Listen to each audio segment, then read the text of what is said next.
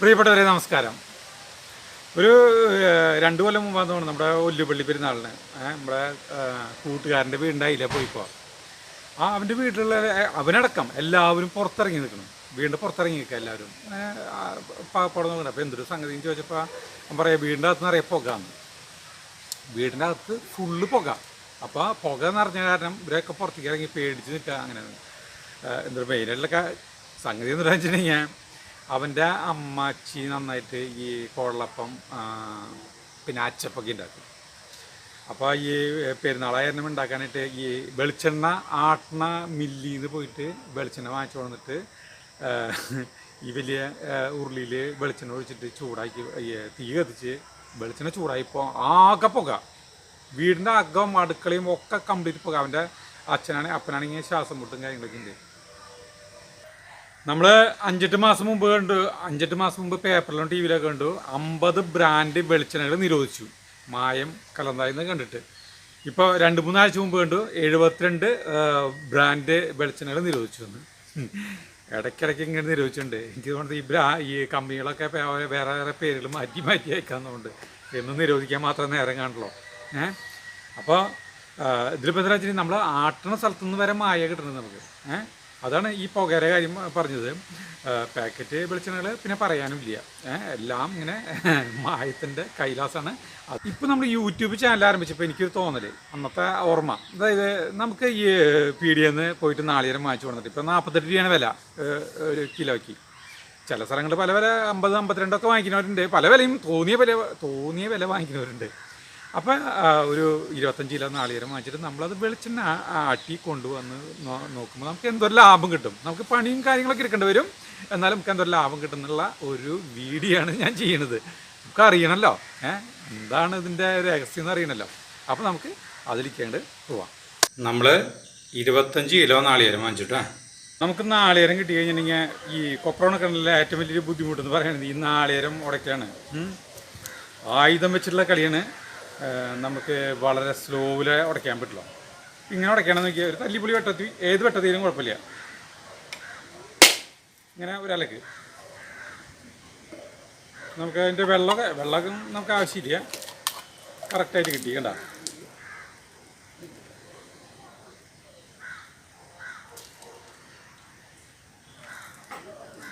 ഇങ്ങനെയാണ് ഉടയ്ക്കുന്നത്. പക്ഷേ ഈ ഉടയ്ക്കൽ ഭയങ്കര ബുദ്ധിമുട്ടാണ്, കുറേ സമയം പിടിക്കും. നമ്മൾ വളരെ എളുപ്പത്തിലുള്ള ഒരു നാളികേരം ഉടയ്ക്കലാണ് നമ്മൾ ചെയ്യാൻ പോണത്. നമ്മൾ ഈ 25 കിലോ നാളികേരം ഇട്ടിട്ട് ഒരു ചെറിയൊരു മുട്ടി എന്ന് പറയാനും പറ്റില്ല, ഒരു ചെറിയൊരു പലക ഇത്തിരി കനം കൂടി ഇതിട്ടാണ് ഇങ്ങനെ എടുത്തു. ഇവിടെ എനിക്ക് ടെറസിൻ്റെ മുകളിലാണ് ഞാൻ ഇട്ടുകൊണ്ടത്. ഈ സാധനം വലിയ വൃത്തികേടില്ല. അങ്ങനെ ഇപ്പോൾ നമുക്ക് ടെറസ് ഇല്ലാത്തവരെ എന്താ ചെയ്യുന്നത് വെച്ചിട്ടുണ്ടെങ്കിൽ അടിയിൽ ഒരു ഷീറ്റ് ഇട്ടിട്ട് അതിൽ ഇതിട്ടിട്ട് ആക്കിയാൽ മതി കേട്ടാ. ഇനി നമ്മൾ നാളികേരം ഇതിപ്പോൾ വെറുതെ എടുത്ത് വയ്ക്കുക. വെട്ടത് കൊണ്ട് വയ്ക്കുക, ഒറ്റാലക്ക് കണ്ട, ഒന്നും നോക്കണ്ട, തെറിക്കും. പക്ഷേ വെള്ളം ആവശ്യമില്ല നമുക്ക്,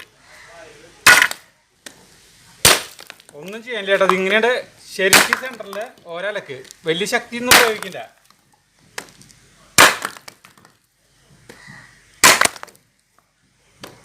അപ്പോൾ 25 കിലോ നാളികേരം, അതായത് 55 നാളികേരം ഉണ്ടായിരുന്നു. 55 നാളികേരം പൊതിക്കാനായിട്ട് നമുക്ക് വേണ്ടി വന്ന് വെറും 4 മിനിറ്റ് മാത്രം കേട്ടോ.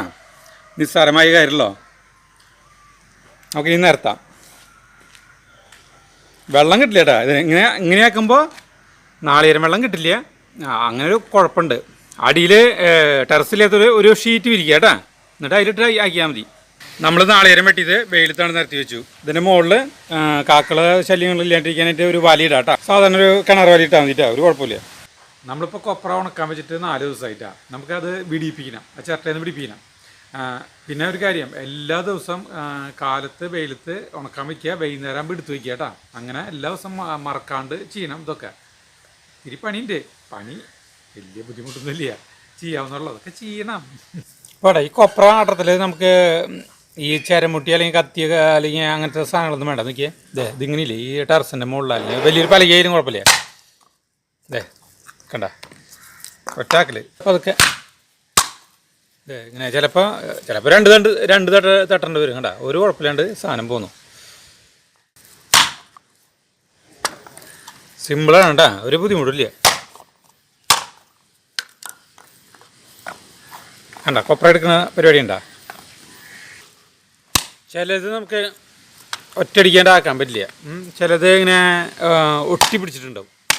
അപ്പോൾ ഒട്ടി പിടിച്ചിട്ടുള്ള തന്നെ നമ്മൾ വെറുതെ ഒരു സ്ക്രൂ ഡ്രൈവർ അല്ലെങ്കിൽ എന്തെങ്കിലും ഒരു കത്തി ഇത് കാണിച്ചിട്ട് വെറുതെ ഒന്ന് കണ്ട ഇത്തിരി ചിലത് അന്മ ശരിക്കണ്ടേ ഒട്ടിയൊന്ന് പിടിച്ചിട്ടുണ്ടാവും. ചിലപ്പോൾ നമ്മൾ ഇങ്ങനെ ഇങ്ങനെ ഒരു 2-3 ആക്കിലാക്കി കഴിഞ്ഞിട്ടുണ്ടെങ്കിൽ ചിലപ്പോൾ പോരില്ല. അതുപോലെ നമുക്ക് 110 ചിരട്ട കിട്ടിയിട്ടാണ്. ചിലതൊക്കെ ഇങ്ങനെ പൊട്ടിയിട്ടുണ്ട്, അങ്ങനെ ആക്കും. അങ്ങനെ നമ്മുടെ കൊപ്ര മുഴുവൻ വെടിപ്പീൽ കഴിഞ്ഞു. ഒരു 10-14 ദിവസം നമ്മൾ വെയിലത്തിട്ടു.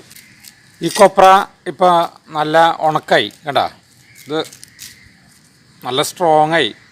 അപ്പോൾ ഇനി നമുക്കിത് വെട്ടി ഇങ്ങനെ കഷ്ണങ്ങളാക്കണം. കഷ്ണങ്ങളാക്കിയിട്ട് നമുക്ക് ആട്ടാൻ കൊണ്ടുപോകാം കേട്ടോ.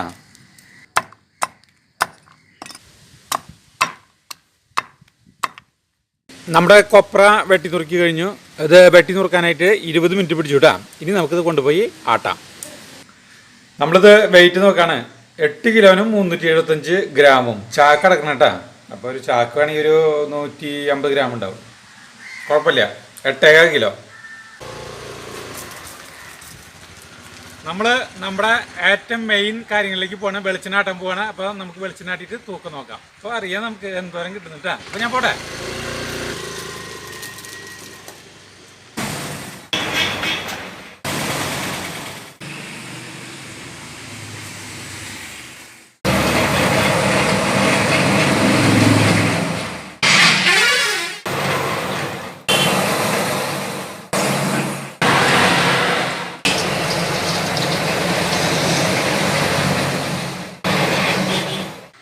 നമുക്കിത് തൂക്കം നോക്കാം.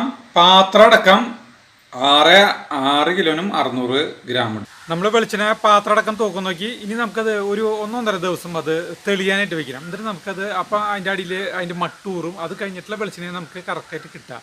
അപ്പോൾ നമുക്കത് ഒരു 1.5 ദിവസം കഴിഞ്ഞിട്ട് അല്ലെങ്കിൽ 2 ദിവസം കഴിഞ്ഞിട്ട് നമുക്കത് തൂക്കം നോക്കാം. നമുക്കൊരുക്കി ഒഴിക്കാം.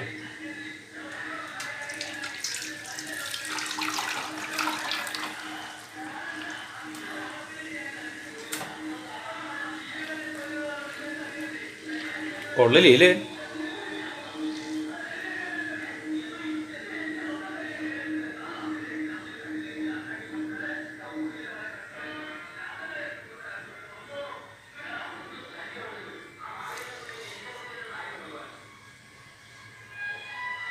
ഇപ്പോൾ 4,750 അടുത്തുണ്ട് കേട്ടാ.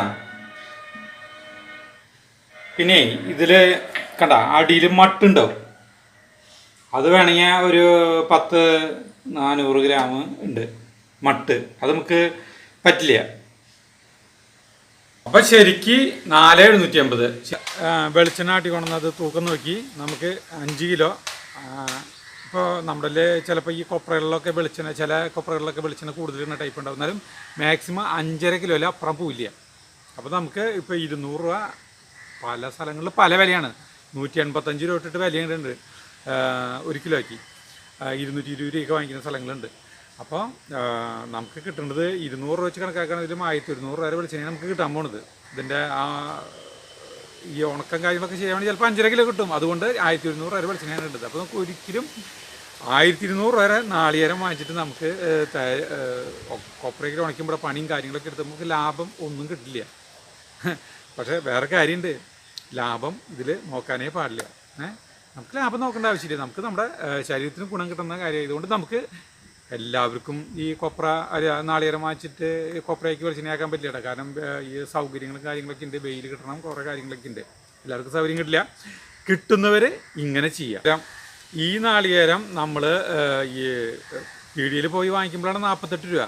ഇത് ഈ മില്ലുകാരില്ലേ, അവർക്ക് നമ്മുടെ വീട്ടിൽ നാളികേരം ഉണ്ടായിട്ട് നമ്മൾ ഇങ്ങനെയൊക്കെ കൊണ്ടുപോയി കൊടുത്തു കഴിച്ചിട്ടുണ്ടെങ്കിൽ നമുക്ക് തരുന്നത് അത്രേ 38 രൂപയാണ് തരാം. 38 രൂപ. ഇതിപ്പോൾ 38 രൂപയാണ് തരാം. ഇതിപ്പോൾ നടു അടച്ചിട്ട് ഇങ്ങനെ വെള്ളം കുടിക്കാം നമുക്ക്.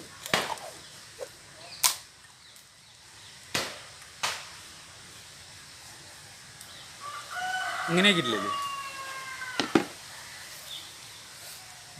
ഇങ്ങനെയാക്കിയിട്ടുള്ളതിന് 41 രൂപയും തരും. അപ്പം നമ്മൾ വീടുകളിൽ നാളികേരം ഉണ്ടാകുമ്പോൾ നമ്മൾ ഈ ഇങ്ങനെ ഉടച്ചിട്ടുള്ളതാണ് ഏറ്റവും നല്ലത്. കാരണം വെച്ചിട്ട് നമുക്ക് ഈ ഇതിൻ്റെ കനം കാര്യങ്ങളൊക്കെ അറിയാൻ പറ്റും. വെട്ടിത്തൂക്കുള്ള നാളികേരമാണ് നല്ലത് എപ്പോഴും വാങ്ങിക്കലും. ഇതാണെങ്കിൽ 3 രൂപ വരെ വെള്ളം പോവും. പിന്നെ നാളികേരത്തിൻ്റെ ഉള്ളിൽ ചിലപ്പോൾ പേടുകളാണെങ്കിൽ നമുക്ക് അറിയാൻ പറ്റില്ല. അപ്പോൾ വെട്ടിത്തൂക്കുള്ള നാളികേരം വെട്ടിത്തൂക്കത്തിൽ നമ്മൾ വീടുകളിലൊക്കെ ഇങ്ങനെ കണ്ടമാനം നാളികേരങ്ങളൊക്കെ ഇട്ടിട്ടുള്ള സ്ഥലങ്ങളിൽ പോയിട്ട് വാങ്ങിക്കുക.